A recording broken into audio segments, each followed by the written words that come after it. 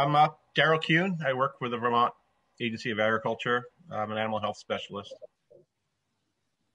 Thank you. And me, I'm Mario Mancini. I work for Cargill Meat Solutions. Before that, it was Taylor Packing. It's in Wahaloosing, Pennsylvania, is where their headquarters for the direct slaughter. I've been in this capacity for 38 years. All right. Well, good. Well, let's get started. So as an overview, maybe both of you could tell us a little bit about the current buying patterns, your current buying patterns, and what you see at the sale barn, Daryl. How many head do you see bought and sold typically during a week?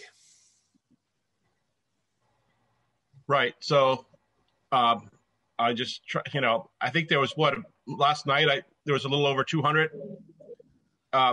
slaughter cattle sold, right, Mario? That was about that. Yes, about that's about right. 210. Yeah. Yeah.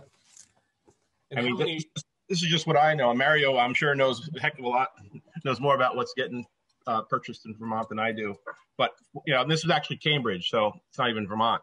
But I would say 50% of the animals going through Cambridge are from Vermont. So it's kind of a shared, that auction has both Vermont and New York animals. Middlebury, you probably know better because I only have access to about half the animals, the ones that go through the auction at Middlebury. But what are they doing? About 150 a week now, would you say, Mario? Or yes, I would say between 150 and 200 on average a week. Yep, at Middlebury. Okay. How many are you buying, Mario, typically? Now, in Vermont, because that's one auction, Middlebury, I'm also purchasing cattle in St. Albans, Vermont, and I have direct relationship with another shipper is Hezzy Towns. He's in northeastern sector of Vermont. So consequently, I purchased probably close to 90%, well, might be a little high, 85 to 90% of the cattle in the state of Vermont, the cull cattle, the cattle that are no longer useful for the dairy farmer. And of course, I do get a lot of beef cattle too. But for the majority of the cattle in Vermont that go for kill, I do purchase or have direct relationship in getting those cattle killed, for the farmers. Okay, so you're buying direct from the farms. Okay. Right. Now, in Vermont, I would say the cull cattle numbers for total in Vermont, I would say around 500 head a week in Vermont is being culled or it's going to direct slaughter. Okay. Yeah. Do you buy any feedstock? Well, very little. Vermont doesn't have a good base for fed cattle. Now, on the smaller calves, for feed, I do not personally am involved in that sector of the industry. Yeah. So the majority of the cattle that I purchase is, the cull cattle, some fed cattle, some beef cattle. The different age classes, Daryl, how many are you seeing coming through the sale barns typically? And your role in those sale barns, can you speak to that just briefly? Well, I have two roles, basically. I have a side gig I have with USDA Market News, and I do report auctions. When we get through the COVID thing, I haven't been at Addison, but I'll be going back to Addison to do the market reports. I still do the market reports over at Cambridge Livestock. I'm also a regulator in Vermont, so I'm also making sure animals that go through the Vermont auction, are properly tagged, officially ID'd, and animals that come from other states that they properly get slaughtered, because if they do not have interstate health charts, if they don't have the proper paperwork, they have to go immediately to slaughter, which is basically what that auction is. So that's kind of, I have a regulatory role in Vermont. I have a non-regulatory role at Cambridge, New York. And in Cambridge, you also grade calves, is that right? Yeah, and yes, I do a USDA livestock market report for Cambridge, and it's posted on the internet and newspaper, and also several newspapers. Yep. Yeah, so I look at every single calf. Just say that, last night they had over 200 calves. I look at every single one and determine a grade. Usually it's like 1, 2, 3, 4. Yep. Yeah. So obviously the good calves are number one, and the 4s, which are also called utility, they're always all kill calves. Okay. So the 1, 2s, and 3s are calves that go back on feed. Okay. Daryl, do you do any breed classifications? Like a Holstein classifier, you mean? Holstein, no. Yeah, Holstein/beef calves. No. I do my best to determine dressing percentage, and and I know your classification is a little different than mine, but I got to go by USDA. Yes, I understand. So I'm either basically determining if they're high dressing, average dressing, or low dressing, and if my classifications are breaker, boner, and lean, and also the whites also have a classification, premium whites. So, and then I have the bulls, which have their own separate, and then I'm starting to do some of the maiden heifers and giving them a grade. Trying. Sometimes it's just so inconsistent in Cambridge how many they have every week. Yeah, there's just not enough volume to have to do an accurate. Yeah. What would you both say are your central challenges that you face in the sale barns or on the buying side? I know what Net Mario's is. Well, yeah, I've been stating this. The central challenge in Vermont / down to Cambridge is the same scenario, because like Daryl said, I would say 50% of the cattle that's sold there, because of the proximity of the sale to Vermont, do come from Vermont, the cattle. The central thing that I've been trying to address with the farmers for, I would say, at least 30 of the 38 years is the quality of the animals, getting the farmers to market the animals sooner. But the main obstacle in that is that the farmers still want to keep that cattle in their milk supply, meaning they will give it medicine. And once the farmer treats a cow, depending on what medicine it is, it could be anywhere from 30 days, 45 days, or longer before he can sell that cow. So if he treats the animal and it doesn't respond to the treatment, now he has to wait for the medicine to exit the cow. Yeah. So by that time, if the animal didn't respond to the treatment, its health will decline. And at that point, 45 days, the animal is pretty poor. And so if he didn't inject the animal with some kind of medicine, and he marketed that animal, right off, the animal could be, say, worth $1,000. And if he has to wait and it didn't respond, he has to wait to market it. It could be worth $0 to maybe a couple $100. But It's so hard to get the farmer.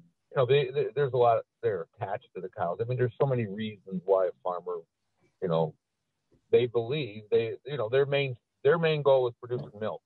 Their whole product is what I'm buying from them. It's a byproduct of their producing milk.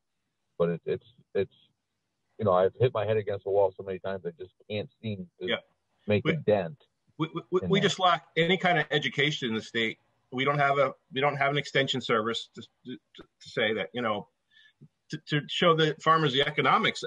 Listen, if you had just marketed this animal before you put the medicine in the long run, you probably would have made more money off that cow than injecting it, having to wait, watch that cow deteriorate, and lose all this weight.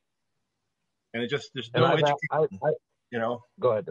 No, I've asked over the years to the farmers / dealers that I deal with. I've asked them, what's the percentage?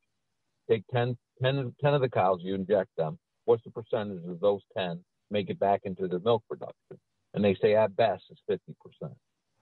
So, I don't know, it just isn't economically, it doesn't make sense. But for some reason, the farmers, I don't understand why, but they don't seem to. I'm not saying all of them. A lot of them don't give them the medicine, and they will. And I think it would have to really depend on the animal's age too. Yeah. But the poorer run farmers, or the farmers that are hurting economically, they're more apt to hold on to that animal, and that's a shame. And kind of what I learned on Monday, this fellow could, he's holding on to cows because the bank says he's got to have so many cows. That's another thing you got to think about. It's like, I want to get rid of him, but the bank says I have to have this many cows. Yes, right. It's just yeah. There you go with like I was saying, the farmers that are financially in a pickle. Yeah, so quite a gamble to hold these animals with only 50% likelihood that they're going to recover, and then on top of that, they have constraints with lenders and agreements there, so they're in a catch-22 perhaps. That's that's good. So the central challenge is quality, and over 50% are not meeting quality standards. Is that right? Because we're talking about what's best for the farmers, how to help the farmers, improve the cattle health, improve their financial health. Yeah. That is a major concern on their byproduct, which is their cull cow. Yeah. So, let me take a step back from this. We'll revisit this with a little more depth here in the conversation. Let me just ask, where do the animals go after you buy them or after you see them sold? Some of the younger class animals. It sounds like, Mario, you said most of yours are going right down to Wayusa at the plant, right? Yes, the animals that I purchase go direct slaughter. Yeah. They are killed usually within 24 to 48 hours. Yeah. Sometimes there's some challenges with supply that we have too many, so they might have to be held longer. But like I said, normal scenario, it's 24 to 48 hours. Those animals are butchered. Yeah. And then the day olds, the feeders, yearlings, other classes of animals going through the sale barn, are most of those going out west? I would say not at our sale barn. So the cat. So you're talking about the Holstein, bull calves. I believe most of them do work their way out west to be fed. Okay. Obviously, the killers pretty much stay in New York State. There's actually some stay in New York State, Gold Medal, and the other bunch go out to Atlantic. I think that's in Ohio for kill calves. Okay. But the calves that go back on feed, I'm pretty sure head towards the Midwest in the beginning for their first stop. Yeah, Indiana, Ohio. Yeah. But a lot of those cattle go to Utica, and they have a station out there where, depending on the quality of the animal, the size of the animal, they'll be, ferreted out to where they're deemed necessary. Matter of fact, even some cattle make their way up into Canada to be fed. Most of it used to go to veal, and it's, veal's not as, they're still being, the really top calves are being, taken out to be fed for veal, but obviously not as much as it used to be. Yeah. Okay.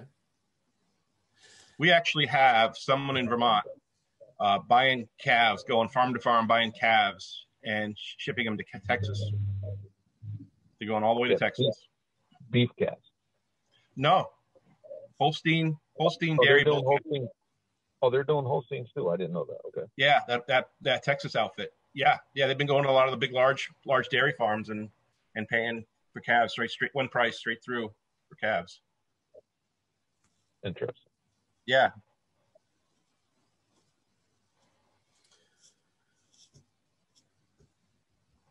Let's talk maybe a little bit about quality and quantity again. How is your current supply volume for various classes of cattle you need, Mario? As far as, are you getting the volume you need? Yeah, I mean, the volume for me has been pretty consistent. Of course, you got the ebbs and flows, the normal, cycle of cattle throughout the year. They're going back. The quality, I wish the quality was better. The quality has had a small improvement these last, I wouldn't even say a month has passed, but the prior 10 months, the quality of the animals dropped off dramatically. A lot having to do with this milk quota that they were trying to, or they've now gotten into. I mean, it was a kind of a learning experience, and also trying to, have enough milk base in order to make all this work. The quality of the animals dropped off dramatically. I mean, there was a lot of mastitic cows that, where the milk glands were swelled up, infected, and hence, the animals had a lot of septicemia, a lot of toxicity in their blood, so they were condemned. I mean, it was a huge uptick, especially in the state of Vermont, for health reasons. Now, I'm hoping this new trend here, this last 3 weeks, I'm hoping that that's going to go back to the norm. I mean, it's always been tough, but like I said, the last 10 months was horrendous, absolutely horrendous. So the supply of cattle is good. The quality of cattle is slowly improving. The finished cattle, I wish there was a better supply of finished cattle in Vermont. I have the market for the better, for the finished cattle, but it's just not enough. Seem like interest to these farmers, feeding them, giving them enough grain in order to make him actually a finished cow or finished animal that I can use. You have to give it quite a bit of grain. Yeah.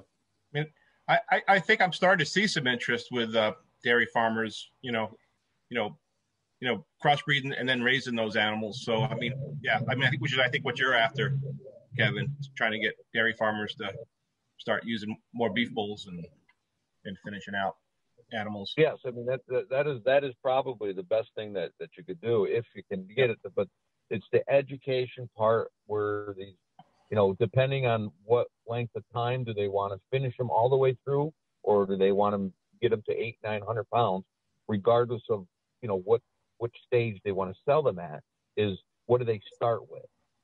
If you start with a poor quality animal, you're going to end up, no matter how good you feed it, the chances decrease to having a good product at the end. But if you start with a good quality, i.e. the genetics is what's the most important. And for some reason, Vermont seems to, they haven't focused that much on the genetic side. If you start with a really good calf, chances are if you feed her right, you're going to have that. You're going to be able to see the value when you go to sell that calf or cow or steer. Yeah.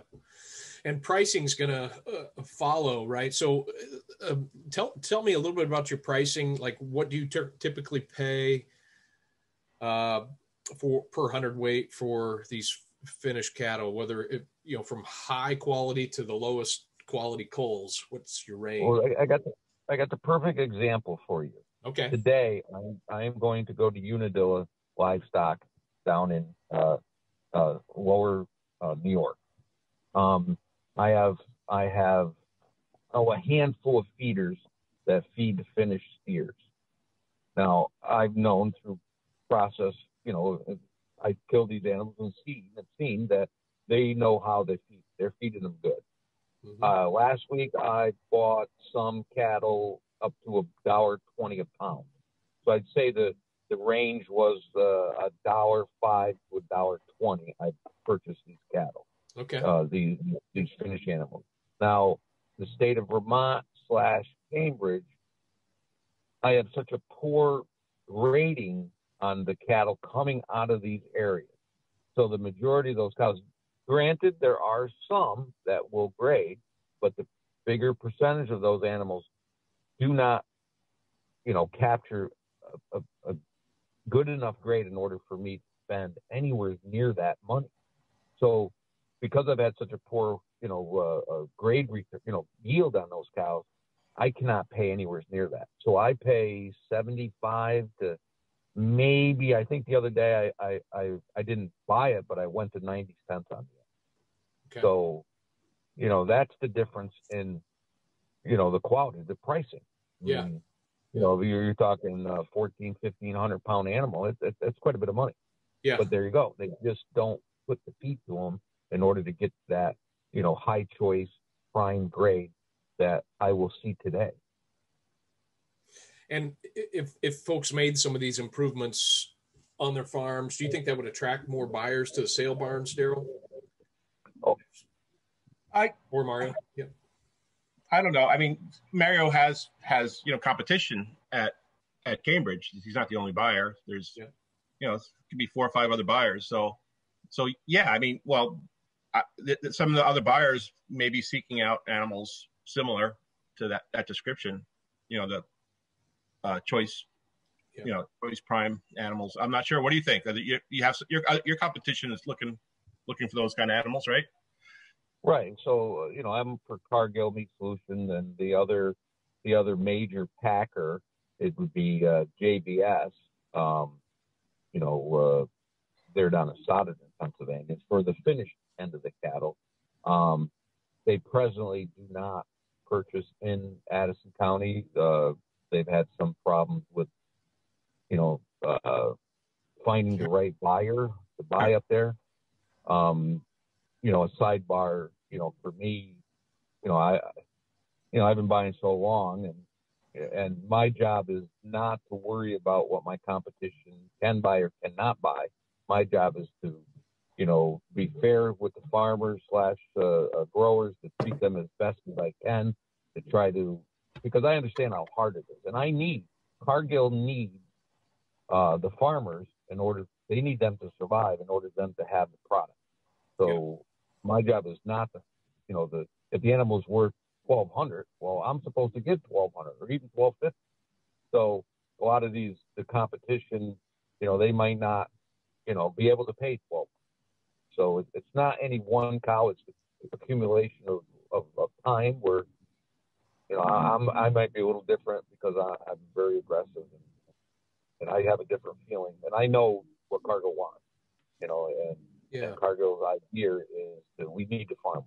Definitely need the farmer. I really would.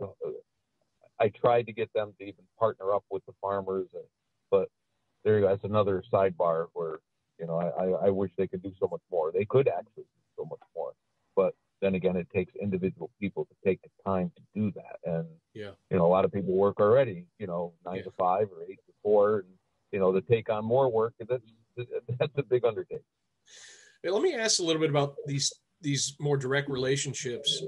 When it comes to like value add, a more progressive farmer might be certifying their genetics or certifying their feed background in some of the Western, cattle markets. And you see some of this at the sale barns too, like Superior, they advertise multiple, value added programs for their cattle buyers, and their ranchers typically, certify those cows or those calves coming through with the genetics and with the feed background.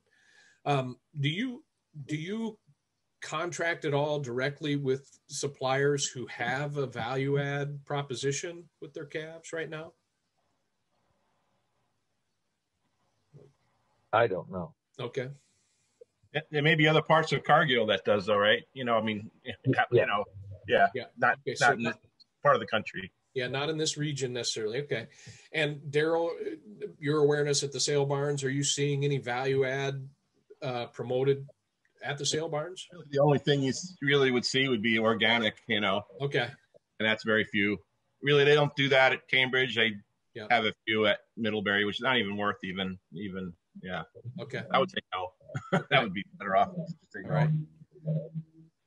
If a program was implemented that aligned with both your quantity demand and your quality requirements, Mario, is that a program that you would be interested in? Well, getting the farmers to produce cattle that not only will be beneficial for them, but also beneficial to Cargill is definitely, anything we could do to facilitate that, I would definitely be in for it. Okay. So if you could guarantee genetics, guarantee feed background on a group of calves, that would be you would lean into something like that. Yeah, I've seen plenty enough of these guys Yeah. that tried to feed these, you know, and a lot has to do with the money, you know, Yeah. who has more money to spend or who is more knowledgeable in feeding, you know, and those, and a lot of it has to do with finance. Yeah. That's a Yeah. big thing. I mean, if these farmers get a little more upfront financing to purchase those better quality, better genetic calves, you know, they would have that end product where they could reap the big money, the $1.20 a pound. Yeah. You know, they definitely could. But starting out with these poor calves and then trying to feed them, they're just not getting the return. And then there you go. I cannot pay more than 75, 80 cents, so they just don't raise. Yeah. I mean, there's a lot of those animals out there that just don't happen to be going through the sale barn either, you know. That's what, you know, yeah. So people are finding direct relationships, And not utilizing the aggregated sale barn for Right. those outlets. Yeah. Gotcha. Yeah. Right. Well, the good feeders, there's a handful of them that really know how to feed. They are bypassing the auction. They are going direct. They're maximizing their profit potential by cutting out the middlemen. Yeah. But there's not a lot of them. Yeah. I mean, I don't know. Yeah. If the sale barns could do something different, you know, to help keep those, you know, have a better quality animals, you know, there's just not enough to go through. I mean, even just even feeder sales. There's no really good feeder sales, you know, where they, you know, like have that value added, you know, preconditioned animals that have been vaccinated. And, you know, we try to do that with Vermont beef producers. We were successful for 20 something years. And then basically people stop using the sales because those people, you know, once you get at those sales, people talk and then they ended up, you know, no sense going through the sale if we can just deal with you directly from your farm. So eventually we kind of didn't need the sale anymore. Well, it seems like a lot of the cattle that end up being shipped into the auctions, you know, there's shipping fever. Seems like the quality of the animals freeze. It's you know, and it goes back to whether they're double vaccinated, you know, so that will prevent that sickness. Or, you know, if you start very simple, if you've got a better genetic animal, it's less likely to become sick. Yeah. Yeah. It's a compounding factor, isn't it? Yeah. Yeah. But you got to start with the right stuff. If you don't start with the right animal, you know, everything else snowballs downward. Yeah. And so tell us a little bit about those. What genetics are you looking for in the cattle where you're willing to pay those higher prices, Mario? Well, the best animal that Cargill has, you know, they've done their own genetic research and they've looked at every aspect. They did genome research on, you know, they've done cross genetics. You know, they even did a calf called Elvis. Been quite a few years now. You know, they took a steer that graded choice. They took the genetic sequence out of it. They injected it into an embryo, which then they put into a dam, and then when the calf was born, you know, they raised it up, fed it exactly the same way as the host, and when they killed that animal, they matched up everything, you know, from where it came from, and it was identical. But anyways, but besides that, what they found out is a black beef breed animal has the highest percentage of those animals go choice. You have the upper grade choice and prime. So a straight black beef calf is the best calf. And they're looking for polled also. Does that matter? Well, I'm sorry, what was that? Polled. These are polled genetics. No horns. Yeah. Right. Yeah. Tell us about dairy genetics and you know, how you weigh out any kind of dairy influence that is apparent in the phenotype when you're buying. Well, the dairy cows that I'm buying, there are some of those, the higher, well, it all correlates to how much grain they're being fed. So, I mean, on the dairy side, I don't have as much influence or know much about their genetic side other than, where their bulls, their semen's coming from that they're injecting them to get a better, an increased, milk production on individual cows. But for me, most of the cattle that I'm buying for Cargill is going just for hamburger. There are some of those animals that are fed quite a bit of grain, and they're young enough where, there's an adequate marbling in the meat where they'll be able to put a different house grade because they have just different customers that can use that doesn't want to go out and spend, the big money for a choice, that Angus cow. Yeah. So, but for genetics on the dairy side, I'm not privy to it, that much. Yeah. So I'm thinking on the beef side, when you see dairy influence in a cow that you're going to buy, it might be a black hided, it might be, but if you're detecting that there is some dairy influence, how does that affect your, you're willing to pay? There you go again. Yeah. There you go again. The dairy influence will not have that dramatic effect if the animal is fed right. Yeah. Okay. I've bought plenty of animal with some dairy in it, and it's still a great find. It really depends on, the breed of the animal and how it's fed.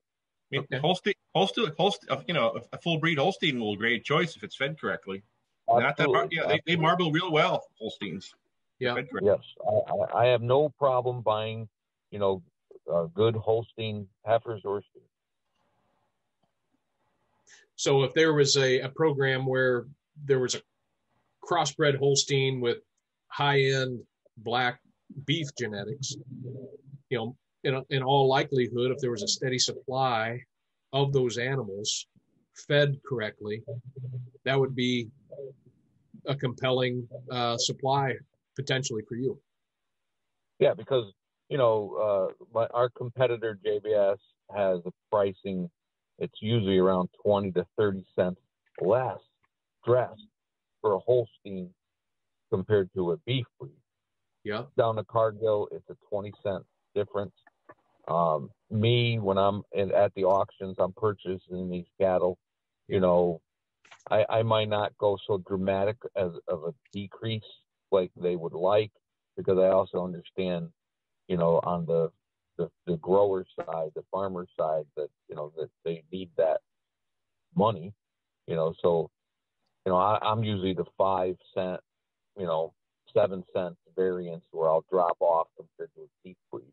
Okay. So, 20 cents, it's a 10-cent drop. Or if I pay $1, $1 for a beef breed in Vermont, the Holstein, 90 cents.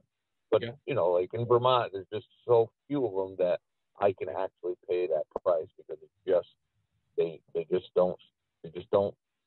not fed enough. Or they just don't start with a good enough genetics. Yeah. Yeah. So if you take out west, if you're out west of those feedlots, I mean, in order for them to survive, they know exactly what they're feeding, and they need the genetics, and that's all they talk about, and that's all they're going to buy. So those but they're paying calves, $1.50, $1.55 for 500 pounders, or more. But then again, those calves have the genetics; they're high quality animals. Yeah. Yeah. So the calves that leave Vermont or Cambridge, day to week olds, they're leaving, they're going out west, they're finding their way through Utica out west. If those animals have dairy influence, are they able to perform in the feedlot? You're saying they may? Can they be completely fed out and finished typically? Yes. Okay. And they're providing a lower price point for choice, maybe even on their high choice beef. Right. There is a demand. There is a demand for Holstein steers. Yep. Throughout the country, there's still a demand for it. Yep. And there was a hit a few years back with Tyson and Walmart because, Tyson was offering a certified Angus beef. And I think all packers do, all major players offer a certified Angus beef.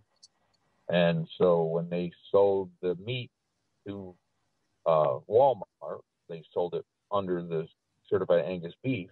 But then I guess when they checked the genetics of that meat, they realized that it wasn't all just Angus.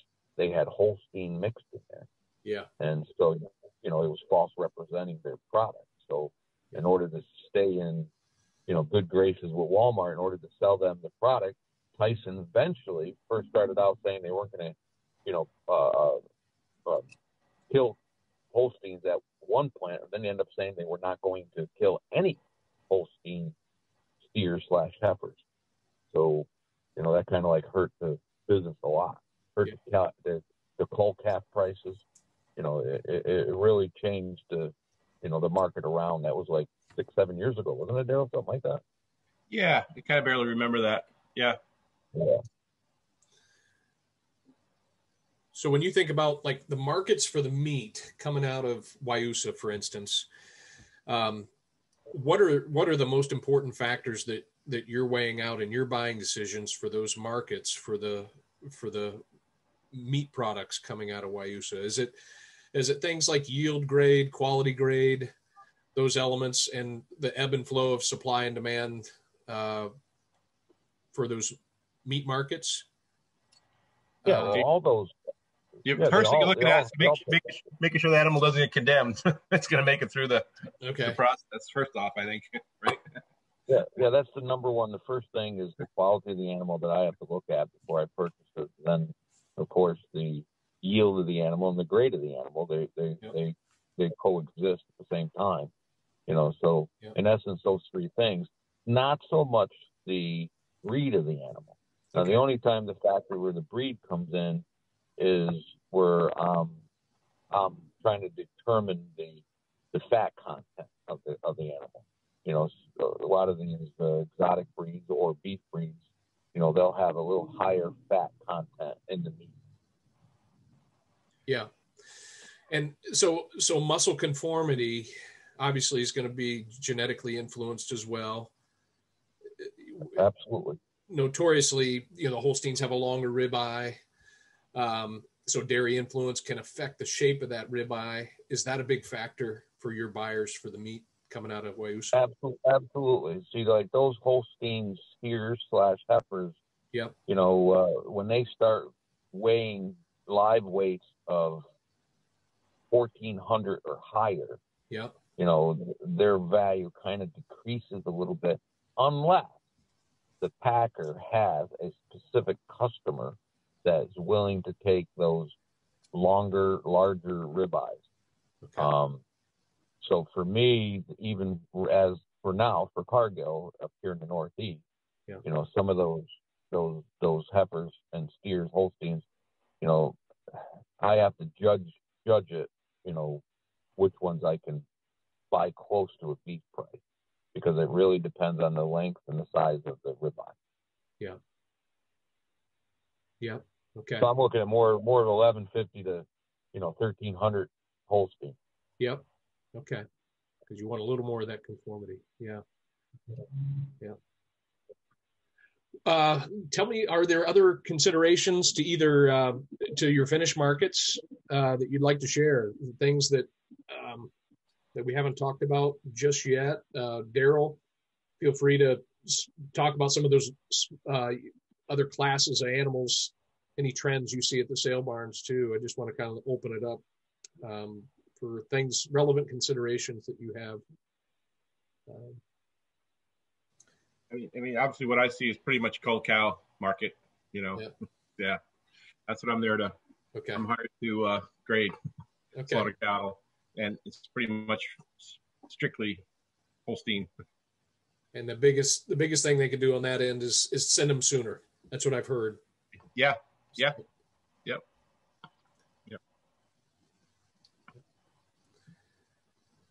And you're saying that virtually there's a handful of folks finishing beef quality beef animals that would conform to some of these higher grade choice markets, and any increase there would be a benefit to you as a buyer at Cargill. Is that? Oh, absolutely, absolutely. One of the things, like, I think we touched on some months ago when we first talked, or a couple months ago when we first talked, was like, instead of sending these cull calves, these beef calves, or the bull calves, instead of sending them out to Utica, to points west, if there were a program in Vermont where they would feed these cattle, the farmers would keep the bull calves and feed them, to get a steer them themselves and feed them. If there was some program there, I would love to be able to purchase their finished product, if they knew exactly how to go about doing that. I mean, that way they would get a higher rate of return instead of selling a calf for $20, $30 or $50, or maybe they can get $100 for them, which starts decreasing. Depends on the market. But here these last few years, they haven't received much for their calves. So, if there was some kind of program, it would definitely benefit the farmers here in Vermont. Yeah, go ahead, Darryl. No, and what you're getting at is trying to work with these dairy farmers on the right bulls to select, right? Is that what your ultimate goal is, to, try to sell them on a certain, bull, Yeah. Well, they're feeding their dairy cows, and some of them, they have their calf, their little huts there that they feed the heifers, so that they have a replacement heifer. So but they know they need the heifers, and that way they don't have to go out in the open market and buy heifers, so they have a replacement for their cull cows.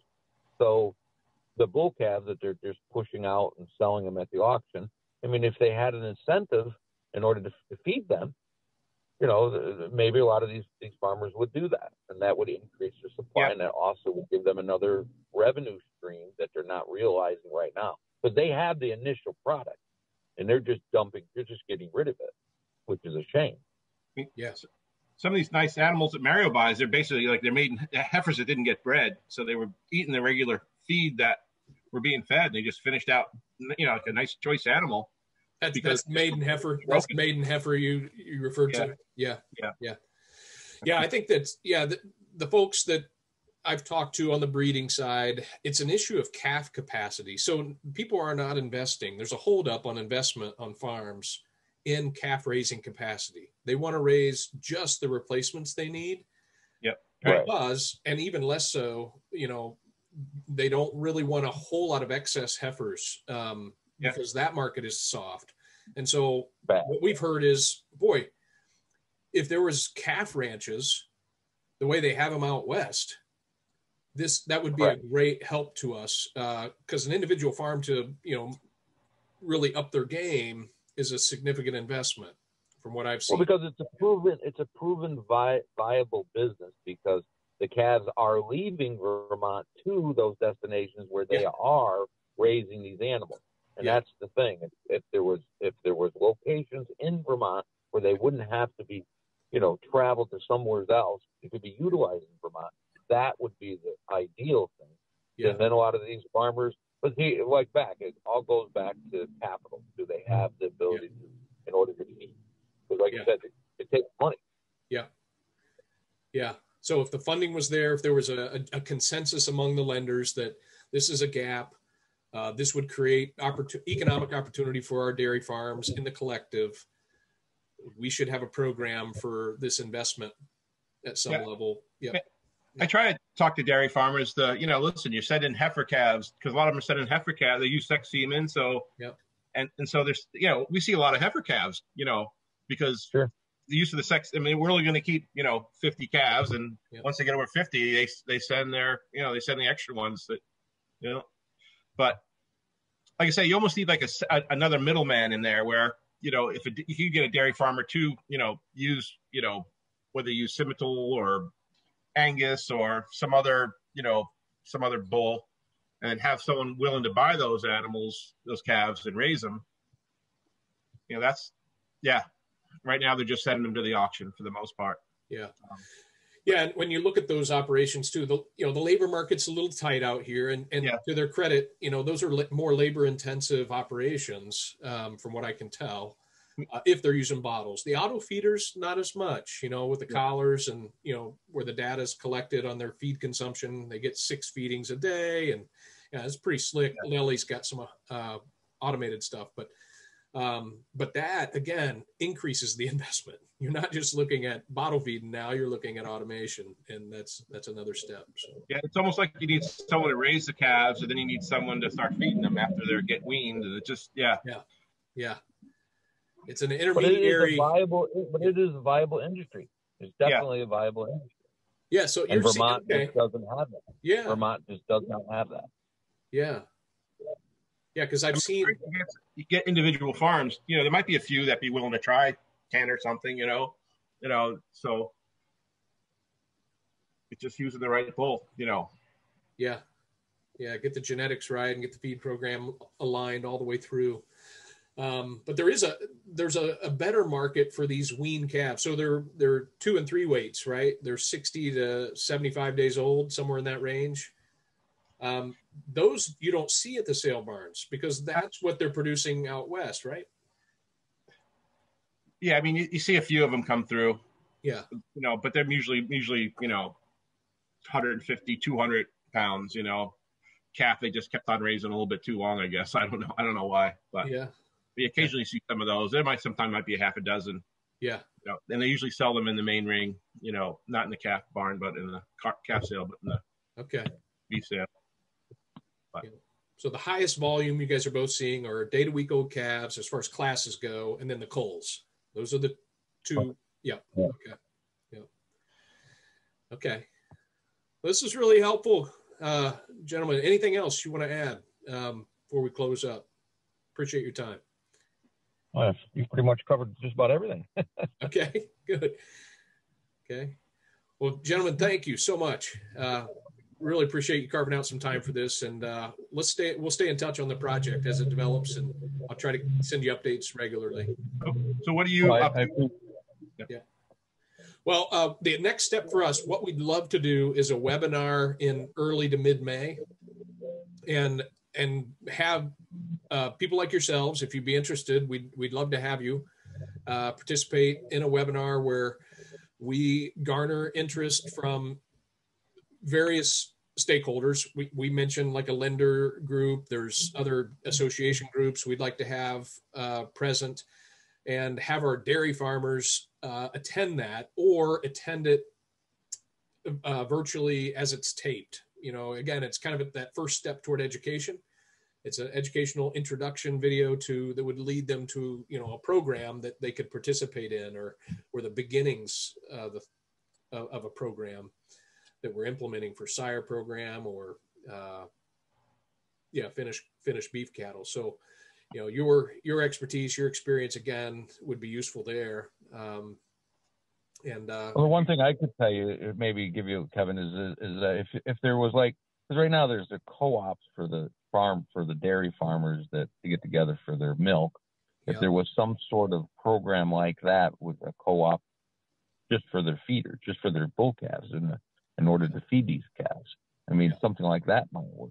Yeah, cooperative calf ranch almost. Yeah, where folks could send their data. Where you take away the business of just raising, because there's that's like the middle guy, where the farmers actually own this. It's their interest for them to feed and get to the finished end where they can realize the largest amount of return for their product, which is the calves. I mean, it's their calves, and right now they're not giving them away. I'm sorry, I don't want to say that. They are selling them, but they're very, very low end that they're getting for their calves. Yeah. There's room to add value to that calf crop. Yeah. Yes.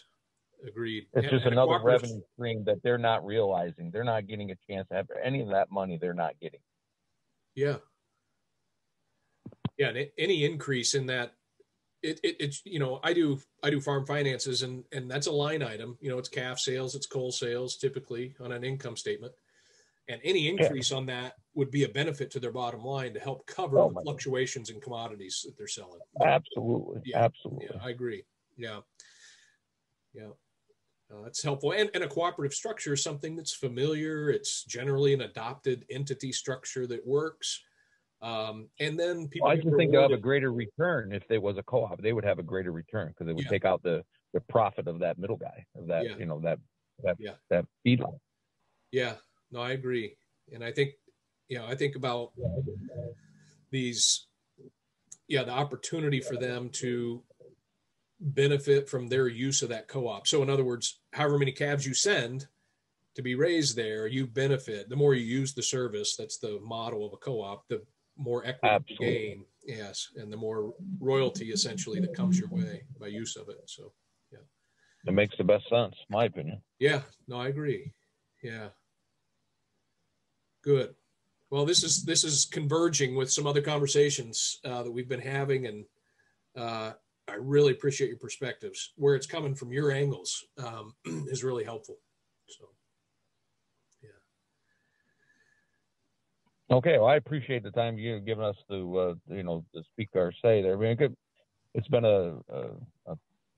I don't know. It's been a problem, especially the quality of the animals for me like I said, for the last 30 years. I've been trying to address it. And how I think it was 30 years ago, I had a small meeting in Chazy, New York, with might have been about eight farmers there, but there were local guys there around Chazy's, and I addressed that about them feeding, their cull cows, some of the healthier ones, feeding them better grain, because back then we had a B3 program through Taylor Packing, see if they were interested in feeding them longer, another 45 to 90 days, doing an intense grain feed, and they'll utilize, they'll be able to have a value add at the end, see if they would do that, but also try to get them to market to cattle a lot sooner. Do not inject them. But it didn't really get any worse.